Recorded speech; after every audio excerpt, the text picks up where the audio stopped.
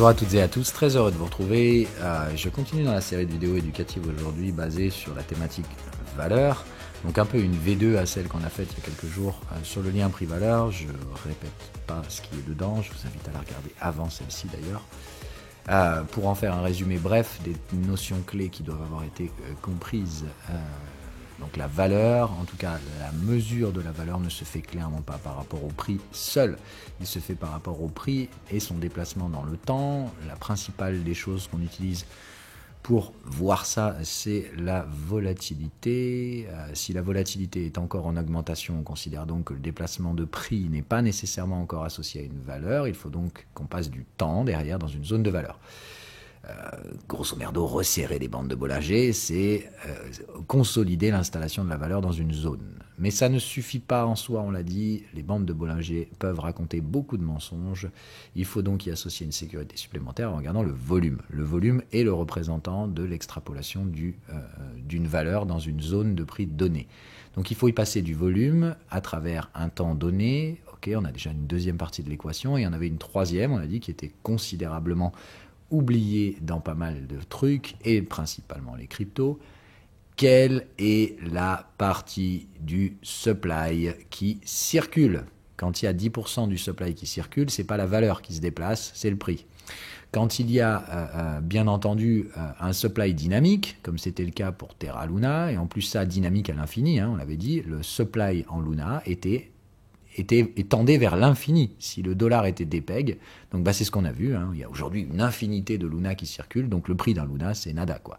Donc j'ai toujours dit, vous ne pouvez pas estimer la valeur du projet Terra à travers le prix du jeton Luna, sauf que tout le monde faisait ça et qu'évidemment c'était une grosse connerie, mais bon, maintenant vous en avez compris les conséquences. Donc bref, il y a une des choses de plus qu'il faut qu'on fasse, donc c'est si déjà on est capable d'imaginer, de comprendre ces quatre mécanismes, donc si on installe, si on étudie le prix à l'instant T, ça ne veut rien dire, ça ne définit pas la valeur du projet. La valeur est une estimation, ce n'est pas une réponse figée, mais c'est une estimation dont les principales variables, on l'a vu, sont donc les déplacements de prix dans le temps. Okay, il faut le faire suffisamment longtemps pour justifier l'installation d'une valeur, il faut que ce soit associé à un certain volume et il faut que ce volume ait été réalisé par une part significative, suffisamment significative du supply. Donc comme on l'a vu, je prends des exemples comme Luna, pas pour taper dessus, mais 80% du supply UST était immobilisé dans un protocole qui générait des UST ex nihilo. Ces UST étant collatéralisés par des Luna au supply infini. Bon, vous avez bien compris le truc, voilà, ça menait au carnage tôt ou tard. Bref, en tout cas, il y avait des risques, et on l'a vu, donc dès que ces risques se manifestent, on voit vite que le bank run, c'est la solution de facilité qui voit donc un supply de Luna à l'infini, qui le mène donc à tendre, dont le prix l'amène à tendre vers zéro. Un supply infini, ça fait une valeur de 0 par unité de compte. Voilà. Donc bref, le problème Luna, Ponzi, pas Ponzi, on s'en fout, là n'est pas le problème. Donc la question, c'est surtout de vous dire derrière, donc parce que beaucoup se posent la question maintenant, donc maintenant que Luna a pété, qu'on a eu les effets collatéraux, c'est-à-dire que on a littéralement, comme je dis souvent, shit hit the fan, c'est-à-dire la merde est rentrée dans le ventilateur et on en a envoyé partout. Donc sur qui ça a tapé? On a vu les effets collatéraux de premier ordre, donc principalement l'écosystème Cosmos, via l'IBC. On avait du Luna et de l'UST qui circulaient partout là-dedans. Différents pools de liquidités à droite, à gauche dans certains exchanges qui se sont littéralement fait vider par la panique vendeuse des gens qui voulaient se barrer à n'importe quel prix de ce protocole. Donc évidemment, le premier effet collatéral, il est dans l'écosystème Cosmos et dans Avax, qui avait donc hérité de l'UST. Quel beau cadeau empoisonné. Donc bref, effectivement, donc ces deux écosystèmes, les prix ont été décalés. Donc là, encore une fois, pas par de la valeur, puisque donc une petite partie de l'écosystème, par exemple, donc Atom, etc., était exposée à l'UST et au Luna, et cette partie a été échangée à n'importe quel prix, d'accord? C'est-à-dire vous avez des gens qui ont vidé les pools Atom Luna et qui ont tout de suite vendu les atomes, puisque l'atome était dans ce cas-là un medium of exchange, il était juste là pour leur permettre de récupérer un tout petit peu de dollars qui traînaient derrière. Donc ces gens-là passaient immédiatement sur un autre protocole, peu importe lequel, il fallait juste un exit plan le plus vite possible. Donc évidemment, ça a mis de la pression vendeuse sur l'atome et le jeton Avax. Est-ce que ces pressions vendeuses sont associées à des volumes? Oui, mais est-ce que ces volumes sont liés à une grosse part de la manne monétaire circulante? Pas du tout. Encore une fois, les unités de compte, c'est très peu d'unités de compte qui étaient dans des pools qui se sont fait vider très rapidement, bien entendu. Donc, on est sur une part relativement faible du supply qui a circulé, malgré les différents volumes. Par exemple, donc, si je prends Atom, on a clairement des volumes cette semaine hyper importants, mais une grande partie de ces volumes ont été réalisés pour des utilités qui n'ont strictement rien à voir avec l'utilité du jeton Atom. Ça a servi tout simplement de tampon pour faire sortir la liquidité Luna et UST. Donc pour l'instant, est-ce qu'on a un déplacement de valeur du jeton Atom USDT? Non, je pense pas. Je pense que ce qu'on a pour l'instant, c'est les effets collatéraux de la merdouille qu'on a mangée grâce à Luna. On verra ce qu'il en est un peu plus tard quant au déplacement de la valeur, c'est-à-dire la market cap, d'accord, du jeton Atom. Donc pour l'instant, on se calme là-dessus. On voit des tentatives d'accélération baissière. C'est aussi là qu'on constitue les bornes de range en général. Donc on attend comme d'hab la clôture hebdomadaire et il faudra attendre la clôture de valeur, d'accord, à la fin du trimestre. Voilà ce que je vous avais donc toujours dit. Donc sur ce jeton-là, par rapport au déplacement de valeur, là on a un déplacement de prix, à mon avis non associé à de la valeur, puisqu'il est principalement lié à cette merdouille de l'UST, qui a accentué le carnage, et on va donc voir si le marché rejette cette zone de prix pour revenir à la valeur, et surtout, donc comme je vous l'ai dit, Atom, on est sur un token qui transforme son modèle économique, puisque aujourd'hui Atom n'a aucune utilité si ce n'est de recevoir les airdrops des projets qu'il finance et qu'il a financé. Bon, moi j'avais fait une vidéo sur Atom, je ne vous remets pas là-dessus, voilà. Et donc bien de comprendre que les effets collatéraux de l'UST ont déplacé les prix de beaucoup de tokens, et particulièrement dans l'écosystème Cosmos et dans l'écosystème AVAX, ce qui a permis pour certains d'acheter ces jetons vraiment pas chers, hein, mais encore une fois, attention à ne pas associer un déplacement de prix à un déplacement de valeur. Ce qu'on a ici, c'est malheureusement des facteurs externes, c'est-à-dire que c'est de la valeur dérivée qui a déplacé. Bref, on verra ce que l'avenir fait, mais normalement, donc l'avenir tend de toute façon vers la valeur, c'est-à-dire que le prix est amené à tendre vers cette valeur. Donc comme on l'a vu, Luna, la valeur réelle c'était 0 et le prix s'est déplacé très loin avec beaucoup de volatilité, mais au final, retour à 0. Voilà ce qu'on a vu. Ce qui n'est pas le cas d'autres jetons, bien entendu. Bref, donc pour l'instant, les prix se déplacent vite. La valeur n'est toujours pas déplacée. Je vous rappelle, si on passe ici, par exemple, sur le modèle de volatilité, si je vous mets les bandes de Bollinger, là, les bandes de Bollinger, elles sont complètement écartées. Donc pour l'instant, on tente de déplacer la valeur Atom. Les prix se déplacent. On a, comme on l'a vu, des volumes. Mais attention, ces volumes sont liés à des facteurs externes. Donc pour l'instant, il est trop tôt pour justifier d'un déplacement de valeur. Bref. L'autre problème, c'était... attendez. Voilà. Donc, la principale chose dont je voulais parler dans ces zones de valeur, c'est l'utilité. C'est-à-dire que, par exemple, si on prend le mécanisme des actions, donc l'investissement en actions, ce que vous faites, c'est donc vous achetez une décomposition d'unités qui vous permet, dans certains cas, d'avoir un droit de vote au comité d'entreprise, proportionnel à votre détention. Mais la plupart du temps, la seule chose que vous obtenez, c'est un droit au dividende, si telle est la chose qui est distribuée. Et sinon, la valeur d'une action dépend principalement de l'offre et de la demande. C'est-à-dire, est-ce qu'il y a plus de gens qui veulent acheter cette unité de compte pour avoir droit, comme on l'a dit, à pas grand-chose en soi, au contrôle de l'entreprise, un droit de vote dans certains cas, et sinon, c'est juste une part de la possession de l'entreprise. Mais ça ne vous donne droit à rien de plus, encore une fois. Donc on a vraiment, sur les actions, ce qu'on appelle une valeur dérivée. C'est-à-dire que le prix d'une action est lié à la valeur dérivée de l'entreprise qu'il y a dessous. Quand on a une valeur dérivée, on a effectivement beaucoup plus de difficultés à générer une association prix-valeur, puisque donc il peut y avoir ici tout un aspect spéculatif basé purement sur l'offre et la demande. D'accord ? Si on parle par exemple d'une action qui ne distribue pas de dividendes, qui ne permet pas à l'investisseur de voter dans quelconque décision de direction de l'entreprise qu'il y ait, à quoi sert l'action ? À rien, à spéculer, à anticiper le fait que des gens vont vouloir l'acheter plus que des gens vont vouloir la vendre, et ainsi que le prix va monter, etc. Donc quand vous achetez une action, la plupart du temps, vous faites rien, vous servez à rien. On l'a dit, on le redit, une action, c'est le marché secondaire, c'est-à-dire que vous pouvez aider une entreprise à se financer si elle fait une levée de fonds, c'est-à-dire qu'elle va émettre des actions pour obtenir du capital. Là, vous financez directement l'activité de l'entreprise. Donc on a une valeur indirecte et une valorisation indirecte du modèle économique actionnarial via l'émission de ces actions et leur échange donc sur les marchés secondaires, la bourse, quoi. Ça permet donc d'obtenir, via ce mécanisme d'offre et de demande, une valeur toute relative de ce qu'on pense que l'entreprise vaut, à travers donc l'échange spéculatif des acheteurs et des vendeurs. Bon, encore une fois, c'est un modèle très instable, à mon avis complètement stupide, et voué à s'écrouler dans les prochaines années.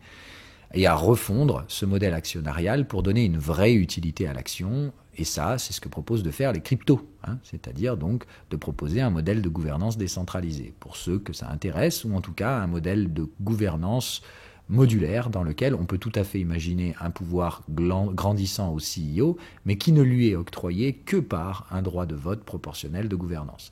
Bref, autrement dit, c'est pas juste on met un CEO et puis il fait ce qu'il veut, c'est on met un CEO et on lui laisse la potentialité de faire ce qu'il veut, mais on peut le révoquer à tout moment. Donc ça, ce serait effectivement un modèle beaucoup plus légitime. Bref, si je vous parle de ça, c'est parce que donc effectivement, par rapport aux cryptos que vous avez aujourd'hui, donc la question qu'il faut se poser, c'est vu que vous achetez des unités de compte, puisque c'est ce qu'est une crypto-devise, que n'est pas une action. Là, vous achetez une unité de compte. Donc, quelle est l'utilité principale de ce truc-là ? Normalement, l'unité de compte d'une blockchain, ça doit être de servir à apporter soit une utilité, soit une unité de valeur. Donc, on va le voir, ça dépend de la blockchain. Par exemple, dans Bitcoin, l'unité de compte sert uniquement de base de référence pour transférer la valeur qui est associée à cette unité de compte. Donc on a ici une valeur primaire, c'est-à-dire que on transmet cette valeur et le coût de cette valeur, enfin le coût de l'unité de compte, c'est ni plus ni moins que la valeur qu'on lui donne. Ici, on a donc un aspect monétaire. C'est ni plus ni moins que de la confiance. Plus la confiance dans le réseau Bitcoin augmente, plus son prix augmente parce que sa demande augmente relative à d'autres modèles monétaires, type fiat, etc., dans lesquels, on l'a vu, la confiance se détériore et s'effrite de toute façon, jour après jour. Donc, vous avez d'un côté un modèle qui monte et un modèle qui baisse. Bref, le prix du Bitcoin ne peut que monter, vous l'aurez compris. Mais il est associé à cette dérivée primaire qui est le transfert de confiance de l'un vers l'autre. Donc, est-ce que Bitcoin, ça va à zéro ? Non, puisqu'encore une fois, la confiance ne peut pas être détruite dans Bitcoin. La confiance dans Bitcoin, elle est donnée un jour et elle ne peut pas être retirée, à moins évidemment donc qu'un changement profond du modèle Bitcoin, ce qui n'est pas le cas, puisqu'on veut donc qu'il soit résilient, donc il y a très peu de changements à son code. Donc la seule chose qui fait varier le prix du Bitcoin, c'est surtout, là encore, la spéculation, c'est-à-dire l'anticipation de la demande, l'anticipation des transferts donc de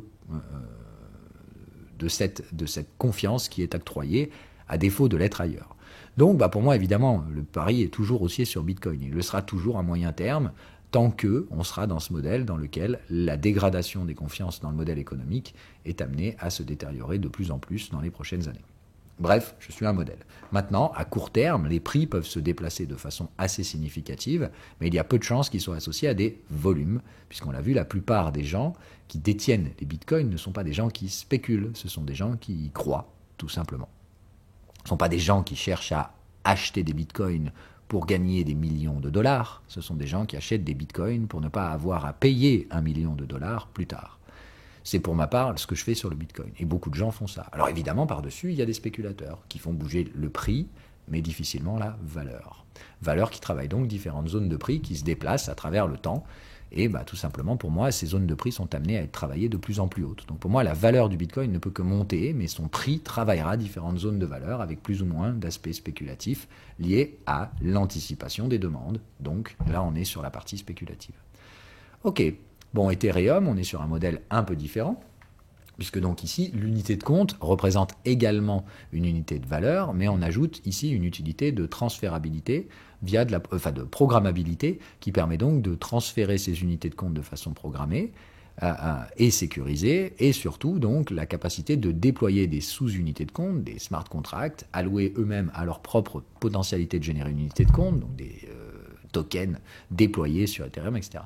Donc Ethereum génère sa propre valeur. Quel est le business model d'Ethereum ? Il a clairement un produit à vendre, il vend du block space. Ce block space est utilisé et payé en gas fees dans cette unité de compte Ethereum. Donc on a un stockage de valeur, donc là on a la part, pareil, confiance relative par rapport aux autres stockages de valeur uniquement basés sur la confiance, comme les fiat, etc., et Bitcoin. Mais il y a surtout donc cet aspect programmabilité qui lui est propre. Il a donc une demande intrinsèque qui diverge avec celle de Bitcoin. Il a une demande en confluence avec Bitcoin, cette unité de stockage de valeur, mais il y ajoute la composante programmabilité qui a un coût et donc qui ajoute une utilité à l'unité de compte. Ok, bon, donc Ethereum, est-ce que c'est un bon projet? Oui, clairement. Est-ce qu'il y a là aussi, à mon avis, l'aspect de long terme haussier comme Bitcoin lié à la dégradation de la confiance dans le modèle économique? Je pense que oui, mais il y a en plus de ça ici une composante économique de demande par rapport à ce block space limité, dont la taille est limitée et dont la demande varie selon l'équivalent d'un cycle économique à l'intérieur de la crypto. Donc, quelle va être la volatilité intrinsèque de la valeur d'Ethereum? Elle sera plus grande que ne sera celle de Bitcoin. Et comme on l'a vu, les prix sont encore plus volatiles que la valeur elle-même. Donc la valeur d'Ethereum est beaucoup plus relative que ne l'est celle de Bitcoin. Son prix en sera donc d'autant plus volatile, si vous l'avez compris. Atom. Bon, quelle est la valeur du jeton Atom? Ici, c'est beaucoup plus complexe. Comme on l'a dit, il faut creuser dans l'utilité du truc. Atom, c'était ni plus ni moins qu'un, on va dire, représentant de la technologie qu'il développait par derrière. Donc, c'était plus une preuve de concept, en fait, pour montrer que ça fonctionnait en faisant tourner cette blockchain et en la rendant interopérable avec les premières blockchains de l'écosystème. Donc, c'était plus une preuve de concept au début. Donc, on l'a dit, il y a différentes phases. Donc là, c'était la zone de valeur Cosmos Hub, preuve de concept. Ici, c'était la phase des airdrops, c'est-à-dire la valeur initiale du Cosmos Hub, en tout cas dans sa roadmap, le Cosmos Hub devait être à la fois un DEX, un routeur IBC, donc un routeur d'information et de sécurité, et en plus de ça, il devait y avoir à la base un bridge avec Ethereum. Bref, ça c'est la phase donc de redistribution de la valeur, c'est-à-dire que la valeur qui avait été initialement promise est donc produite et distribuée derrière sous forme de dividendes, entre guillemets. Donc on a, si vous voulez, un modèle de dividende qui a été produit sur Atom. Bon, enfin, je prends un équivalent de dividende. Donc il y avait clairement une attractivité pour le jeton, donc il y avait de la demande, encore une fois, il était logique que sa valeur se déplace. Maintenant, on voit que le déplacement de valeur n'est pas fou furieux, hein. On s'est déplacé quand même de façon intéressante, mais on est beaucoup moins directionnel et to the moon que ce qu'on a pu voir avant. On a, et on l'aura, je pense, le déplacement de nouveau d'une valeur vers la transition, comme on l'a dit, vers ce modèle de sécurité partagée, qui fait partie de la roadmap. Cosmos a plutôt bonne réputation pour tenir ses roadmaps, donc on s'attend vers la fin de l'année à ce que le modèle transitionne, c'est-à-dire quitte ce statut de vous allez recevoir l'airdrop de ce qu'on avait prévu d'incorporer, puisqu'à la terme, nous ne voulons plus incorporer ces trucs dans le Cosmos Hub pour qu'il soit un hub pur et simple de sécurité partagée. Donc vous allez hériter de la valeur des autres, qui vont produire leur propre valeur. Donc si vous voulez les conserver, vous les conservez. Si vous ne voulez pas les conserver, vous pouvez racheter de l'Atom avec, etc. Bref, ce prochain modèle. Donc déjà, c'est de comprendre que les zones de valeur actuelles traitées par Atom, Atom va produire d'autres zones de valeur. Elles peuvent tout à fait s'osciller entre celle-ci et celle-là, d'accord ? Mais il faut comprendre qu'on va se déplacer sur une autre zone de valeur, puisque l'utilité du token change radicalement. De ce modèle airdrop, etc., et distribution de la valeur des protocoles associés initialement au Cosmos Hub, on va passer sur un modèle de sécurité partagée. Donc là aussi, un peu comme Ethereum, de vendre son espace de bloc, mais là c'est pas le cas, parce que Cosmos, si vous l'avez bien compris, la sécurité partagée, le but n'est pas de vendre de l'espace de stockage du Cosmos Hub, puisque le Cosmos Hub produit ses propres blocs qui servent à transférer les unités de compte Atom. Mais le principe, c'est bien simplement ici donc de louer la sécurité, c'est-à-dire la capacité à produire des blocs à la demande pour d'autres blockchains, avec du coup la preuve d'enjeu, c'est-à-dire l'apport du jeton Atom comme collatéral. C'est-à-dire que la production de ces blocs sera sécurisée par le jeton Atom. Donc le jeton Atom devient un jeton de sécurité pure. C'est un premier à le faire, il n'y a pas d'autres précédents. On a d'autres projets qui ont essayé de le faire de façon beaucoup plus verticale. On l'a vu, il y a les concurrents type Polkadot et Avax. Le jeton Atom est un pari très risqué qui, pour l'instant, n'a pas de précédent de valorisation. On ne sait pas du tout comment valoriser ce type de service. Donc moi, j'adore ça parce qu'encore une fois, on va aller dans la recherche, dans le territoire de la recherche, et je pense donc au-delà des ATH. Maintenant, où ça nous conduira, je n'en ai pas la moindre idée. Voilà. Donc, l'idée est comme ça. Chainlink, quel est son business model? Bon, Chainlink, c'est pas compliqué. On traite de la donnée interne au blockchain et on la redistribue. Par exemple, les redistributions des techniques de prix. Ça, c'était son utilité principale et on l'a vu dans la vidéo sur Chainlink. Il y a aujourd'hui bien plus d'utilité, mais il y a une utilité intrinsèque à ce token.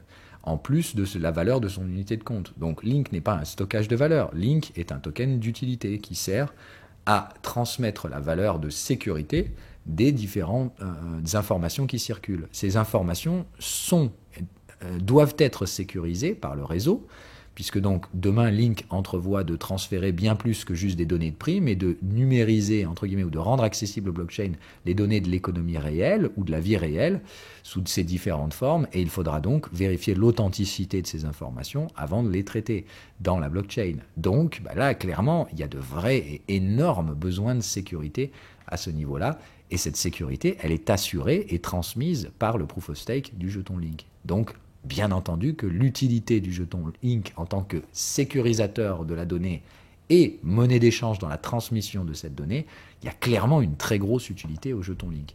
Solana, etc. Voilà. Donc vous pouvez dériver ce que je viens de dire là, donc dans les différentes thématiques, mais c'était hyper important encore une fois qu'on parle donc de cette notion d'utilité. À quoi sert concrètement ce que vous avez acheté. Donc on est vraiment dans la blockchain sur l'unité de compte. À quoi sert cette unité de compte? Est-ce que c'est un stockage de valeur? Est-ce que c'est un stockage plus frais de transfert? Enfin, on va dire gas fee, quoi. Est-ce que c'est un modèle de vente de la sécurité et de production de blocs, comme le fera Atom? Est-ce que c'est vente de transfert d'informations et sécurité et vérification de la véracité de cette information? Ça, c'est le business model Chainlink. Bon, Solana a son propre business model. C'est de vendre des transferts d'informations extrêmement rapides avec une antériorité actée. BNB, c'est un modèle très composite, on l'a vu dans la vidéo sur BNB. Monero, il vend tout simplement ses transactions privées, donc absolument intraçables. Et on comprend bien donc que toutes ces blockchains, ces unités de compte, ont une utilité claire, mais bien plus grande, encore une fois, que l'utilité de certaines actions qui est principalement basée sur l'anticipation spéculative de l'offre et de la demande. Alors qui est basée, encore une fois, sur des facteurs réels. La plupart du temps, les acteurs de marché sont rationnels et tentent de valoriser correctement l'entreprise par rapport aux bénéfices et à l'activité économique qu'elle réalise dans la vie réelle. Mais il ne faut pas se mentir, aujourd'hui, c'est principalement devenu un casino boursier, la bourse. C'est devenu un endroit où se confrontent acheteurs et vendeurs, et le simple mouvement de prix est basé sur l'anticipation d'avoir plus d'acheteurs que de vendeurs. On est vraiment devenu très con dans le pricing des actions. Beaucoup d'actions ne sont plus du tout pricées par rapport à leurs fondamentaux. Alors j'extrapole un peu, mais c'est franchement le cas de plus en plus. Donc, attention encore une fois, je pense que le pricing dans les cryptos peut paraître très volatile, etc., beaucoup plus que ne le sont les actions, mais pour ma part, la valeur associée aux unités de compte de ces tokens, quand on n'a effectivement pas affaire à des shitcoins ou à des trucs complètement pricés n'importe comment, je pense qu'il y a beaucoup plus de valeur dans ces domaines-là, en tout cas que calculer la valeur relative d'un token sera bien plus facile à faire, puisque là, on a une utilité primaire de différents jetons. Pourquoi je vous fais cette émission? Parce qu'on l'a vu, on ne sait pas si on est en bear market. Je ne pense pas, pour ma part, toujours, puisqu'il nous faudra des clôtures mensuelles et trimestrielles pour le prouver. Mais si tel était le cas, eh bien, les jetons qu'il faut garder sont ceux qui ont une utilité principale et intrinsèque, puisque ces jetons n'auront aucun mal à maintenir la valeur, puisqu'ils ne sont pas simplement tradés. Ils ont une utilité intrinsèque à leur token, ce qui permettra donc de maintenir leur valeur. Ces tokens ne peuvent pas aller à zéro. C'est ça que je voulais vous faire comprendre. Donc il ne faut pas tout mélanger. La crypto n'est pas un Ponzi, c'est n'importe quoi d'imaginer ça. Sinon, dans ce cas-là, la bourse est un Ponzi bien avant que la crypto ne le soit. Donc, posez-vous toujours la question. Oui, il y a des aspects spéculatifs partout. La finance est bourrée de spéculation. Mais l'avantage qu'apporte la crypto au-dessus de cette spéculation, c'est une utilité claire et non avouée. Beaucoup de gens appellent aujourd'hui la crypto un Ponzi parce qu'il y a des Ponzi à l'intérieur. Mais encore une fois, attention à ne pas tout mélanger. Certaines blockchains produisent une vraie valeur et elles ne sont absolument pas assimilables à des schémas de Ponzi. Donc, on ne mélange pas tout, et je voulais donc dans cette vidéo répondre à ça et faire donc comprendre qu'au-delà donc des métriques de valorisation qu'on a vues, d'accord, donc le temps, le volume et la part circulante qui fait circuler, qui crée ce volume, il y a aussi et surtout le facteur spéculatif, l'anticipation de l'offre et la demande, mais putain, quand même, il faut en parler, l'utilité principale du token. Allez, sur ces 12 mots, je vous souhaite à toutes et à tous un bon week-end. On a probablement fini le tour sur cette série au niveau de la valeur, mais il est vrai que je voulais faire cette V2 parce qu'il était important de parler de l'utilité, hein, bien évidemment, dans cette notion de valeur.